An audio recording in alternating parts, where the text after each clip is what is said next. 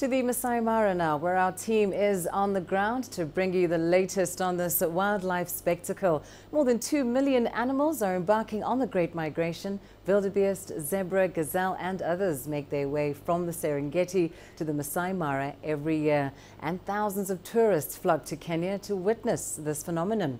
Well, our anchor, Penina Kerebe, is at the Maasai Mara and joins us live now from the reserve.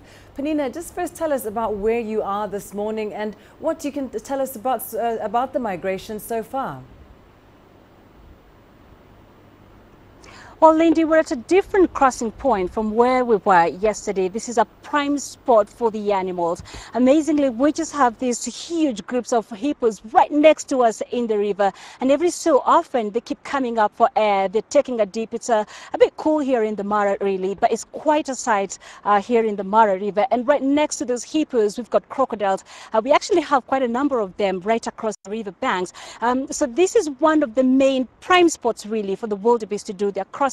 It is actually where we had some shots taken earlier on this week of a herd that was crossing over. And even though this morning we haven't actually been lucky enough to witness any of that crossing, but there is at least some evidence that there was recent activity. There is just behind me in the river a wildebeest that unfortunately didn't make it across the river. But I guess this just highlights how much of a task it can be sometimes to actually witness this spectacle itself. Yesterday, just after we did our live course, there was this herd of wildebeest that came to the river. Now, we followed that particular herd for 3 hours. Unbelievably, they never crossed the river. Every time they'd come to the bank, they would then retreat. And the warden explained that's because they don't just randomly take the plunge. They actually go for what they think is an ideal spot, a place where they feel they're safe enough to actually make it to the other side. But nevertheless, we've seen lots of tourists flocking into the Maasai Mara National Reserve, very determined to witness this amazing spectacle. This morning, as we were driving through the park, we passed an airstrip that had 4 aircrafts. It's one of the ways that you can actually get across the Maasai Mara. Sonny Matthew explains. Some visitors spend a few days here braving the terrain, and some get lucky. Obviously the animals blew my mind. Got to see rhinos, elephants, lions, leopards, you name it, and that was just amazing. But even going to the villages, the Samburu village, Maasai villages, seeing how they live, it's a complete different culture to like at home. So yeah, it was just amazing. The one thing that has stuck in my mind since we've been here is pretty much been seeing all the lions and their cubs. It was great. It was probably the highlight of the trip.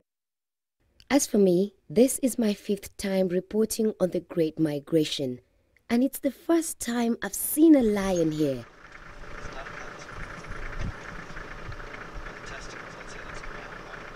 Several of them up very close indeed, and they're killed too.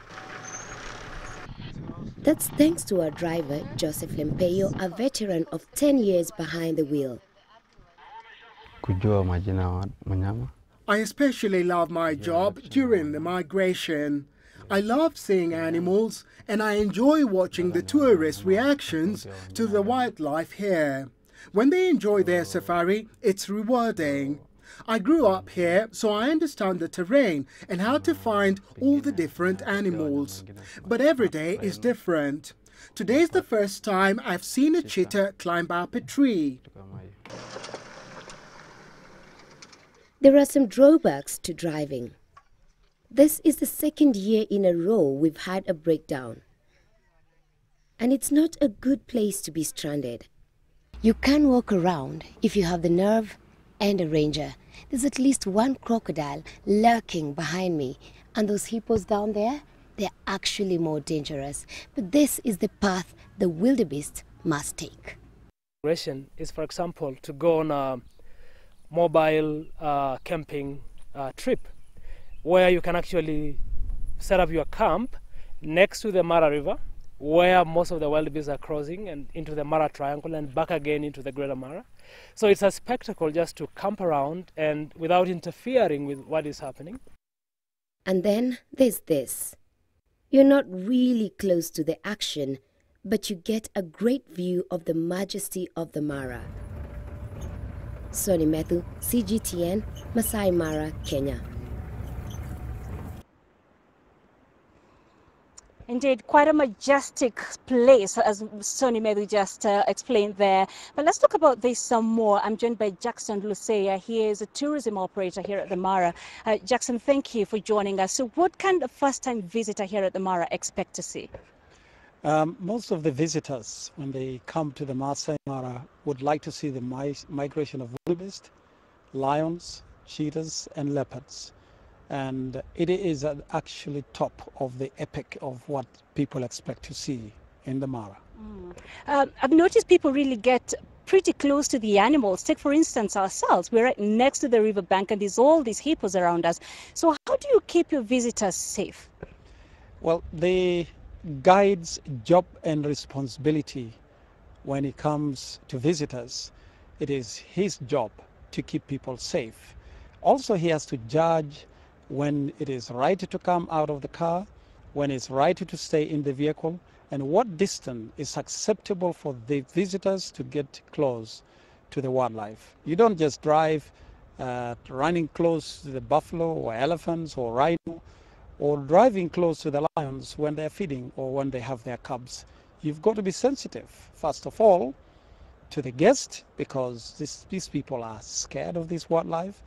Also, you've got to be sensitive to the wildlife, because this is their home, this is their land. I've been here for 3 days, thereabout.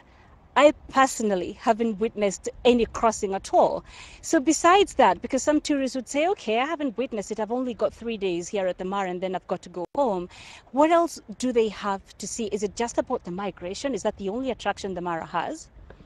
The Maasai Mara is one of the most diverse in terms of species in Kenya.